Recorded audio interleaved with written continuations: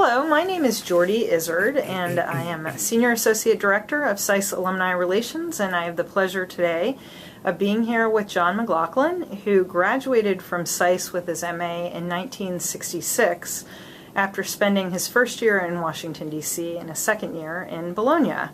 And today's date is March 23rd, 2016, and I really appreciate your time today.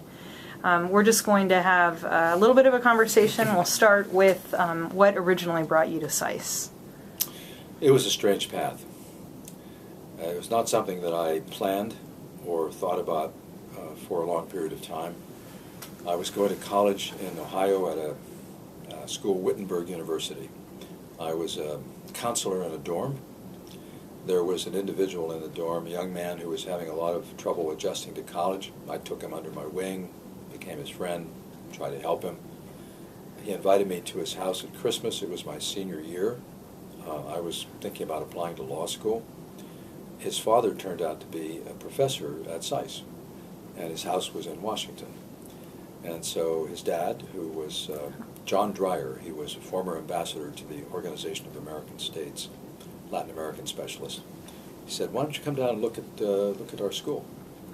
So sure, why not? I never heard of it, but I'd heard of it, but I didn't know what it was. And he showed me around, and I thought, this sounds interesting.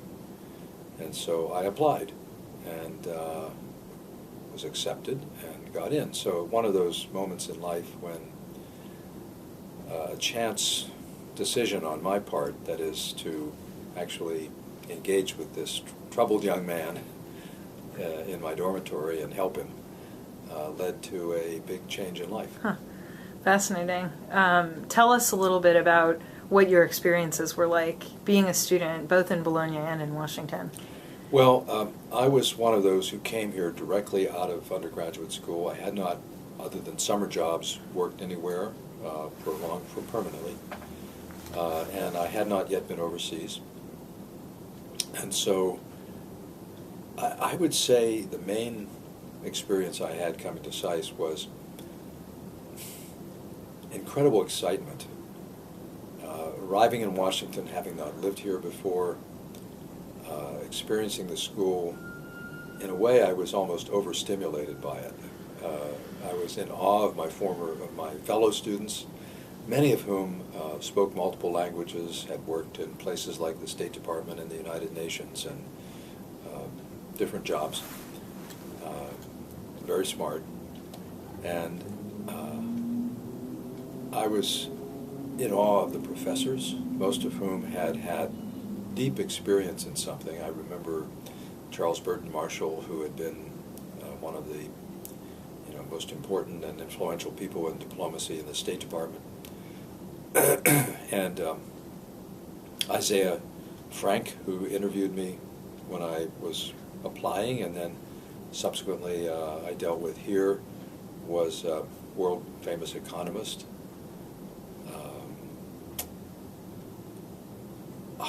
I think my major experience in Washington and Bologna, though, the thing I remember was simply my fellow students, who were a diverse lot, extremely talented, upbeat, ambitious, and many of whom went on to incredible careers. One of them was Christopher Meyer, who came back eventually to Washington as the ambassador from the UK. Another was Jim Leach, who became a congressman from Iowa. Another was Charles Anson, who became spokesman for the royal family in the UK. Many of them went into the International Monetary Fund, World Bank, and so forth, State Department. And in Bologna, I had a particularly good experience. In those days, you did Bologna as your second year most often. And I would say, as I often tell prospective students, that when it came to education, I had what I call my aha moment in Bologna. I was sitting in the library, I remember it quite vividly, reading about modern French history for a wonderful professor named Alfred Grosser, who took a train down from Paris and taught on Saturday morning. And it suddenly occurred to me that I was genuinely interested in this. I wasn't doing it just for the grade. I wanted to read on. I wanted to get another book about it. He had gotten into my head. And I think that was one of the first times in my life I realized I'm not just punching my ticket here. I'm not just getting my degree. This is actually interesting. Mm-hmm. I mean, it's kind of surprising that you'd go through. I had a couple of professors like that as an undergraduate, but I don't think I ever matured to the point of that I felt I did in Bologna. Of course, going to school in Bologna was a wonderful experience. First time abroad, lots of travel involved, and again, an opportunity to get to know students from all over Europe. At that point, Bologna was mostly European and American students, unlike today where the population is much more diverse. Relationships were intense because you were a small group of English speakers, if you will, in a relatively remote Italian city, banded together. We took school trips, which I remember quite vividly, to the European communities, as they were then called, what was then called the European Community, the organization of the European Parliament, NATO headquarters, and these were all revelations to me. Having not been abroad before, but to be able to come into the presence of organizations like that as a young person and get a sense for what they were doing was gave you a great sense of privilege of what SAIS was giving to you, and an inspiration that you wanted to do something like that yourself. Mm-hmm. So the net effect of it was to both educate you but also inspire you to want to do something in international affairs. Mm-hmm. So tell me, with that, when you graduated in 1966, mm-hmm. how did your career start, and tell me how it evolved? Well, this was the height of the draft era in the Vietnam period, and draft boards varied very considerably across the United States in terms of their strictness. So I think literally on the day that I graduated in Bologna, and we had our graduation ceremony there, I had a telegram. Of course, people no longer send those. I had a telegram from my mother saying, "I have your draft notice here." Of course, in those days, you were watching for that all the time. So I went home after visiting some fellow students in France. In those days, some people flew, but we also took student boats. I took a Spanish liner, which was really set aside for students. So, a couple of hundred, probably 400 students on a boat crossing the Atlantic. That was a party. Went home and went to my draft board and said, essentially, "Are you serious?"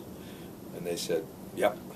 And so then I decided to enlist in the Army because enlisting gave you some options. I went to officer candidate school. That process took about a year to get a commission as a second lieutenant. I had studied French at SAIS, that was pretty good. And so the Army said, "You look like a good candidate for language training in," guess what, Vietnamese. So I spent a year in Monterey, California at the Defense Language Institute studying Vietnamese. And then they shipped me out to Vietnam, having transferred me from infantry into military intelligence, largely because, well, I guess they thought that's where I belonged, having a graduate degree and having a language, mm-hmm. and having trained me in Vietnamese. So this was my first experience with the intelligence field in Vietnam. And Vietnam was an ugly war. Very few of us really wanted to be there, but there we were, and so we all did the best we could to accomplish our mission and survive. And when I came back, I went back to graduate school at the University of Pennsylvania. But after a couple of years, found it kind of slow after having been in a war zone and having done military intelligence in that environment. So I walked down the street in Philadelphia to the Federal Building, and I found a CIA recruiter, applied for a job at the CIA. Within a year, I was accepted, and I went there in 1973. And from there, stayed there for 32 years, moving from job to job, initially as an analyst covering European issues, primarily Eastern European issues in the communist era, the Cold War, and then moved on to jobs that caused me to focus on the former Soviet Union, Russia and the 14 countries that evolved out of the Soviet Union when it broke up, and from there to a job that allowed me to look over the whole world in an organization called the National Intelligence Council, which puts together assessments of every part of the world. And from there was asked to be the head of analysis at CIA, which I did for 3 years, called Deputy Director for Intelligence. And during the period of time when George Tenet was the director, his deputy retired, and he looked around and asked me to be his deputy, so I became the Deputy Director of CIA. We called it Deputy Director of Central Intelligence in those days, because we had the responsibility of coordinating all 16 agencies of the intelligence community, in addition to running CIA. And I was in that position for 4 years, a little over 4, during a very tumultuous period. This was the period from 2000 to 2004, so you can see we're talking about 9/11 occurs. The agency has to respond as, in a way, the first line of defense against further attack. Also, the Iraq War begins in that period of time, so we go through that, plus all of the controversy that went with it. And I retired in 2005, having bumped into a SAIS faculty member, quite by accident, at a dinner, SAIS dinner on the 60th anniversary of SAIS, or maybe it was the 50th. Mm-hmm. In any event, Elliot Cohen, said, why don't you come and be a senior fellow for a couple of months or a year, and a couple of years, and decompress. And I said, that sounds good. And that was 10 years ago. So I came to SAIS and found it was a kind of circle of life thing, that encountering students again really took me back to a wonderful earlier period in my life. And the students seemed to me like we were then, except they're all torqued up with technology we'd never heard of. But they're asking the same fundamental questions about life. What do I do next? What is this all about? How do I preserve my integrity? How do I accomplish something? How do I get to be effective in my job?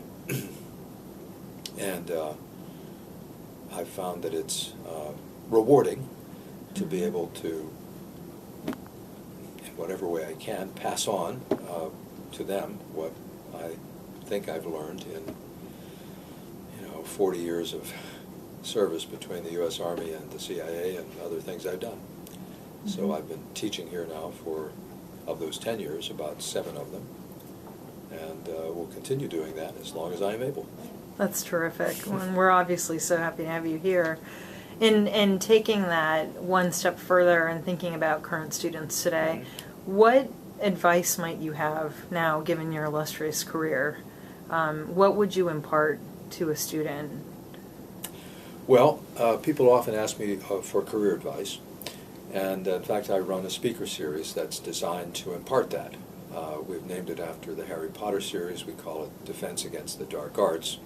It's not really dark, but we're basically saying the work world can be challenging, and here are some skills that you ought to acquire in order to be effective and survive, preserve your integrity, and succeed. So when I think about it, I tell students, don't worry about your career too much. Have a general idea of where you want to go, but be aware that, as John Lennon once said, life is what happens while you're making plans. Things will come along, opportunities will appear. Your first job is probably your most important one. Work hard at it. Don't worry about what comes next. And if you work hard, really hard, and you're very good at it, someone will tap you on the shoulder sooner or later and say, I have something else in mind for you, and it'll probably be something good that you want to do. So my basic formula for that is work hard and see what happens. Mm-hmm. Beyond that, I would say something that a friend of mine said very recently, that thinking back over your career, I don't regret the sins of commission so much as I regret the sins of omission. Mm-hmm. By which I mean, I've made mistakes, and I know what they are, and you will too, learn from them. And you will. Smart people learn from their mistakes.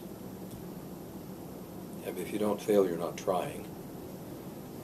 But if I think back over the things I wish I had done, it more frequently is, I wish I had spoken up more in some gathering or some meeting. I wish I had pounded the table a little harder when I had a point of view.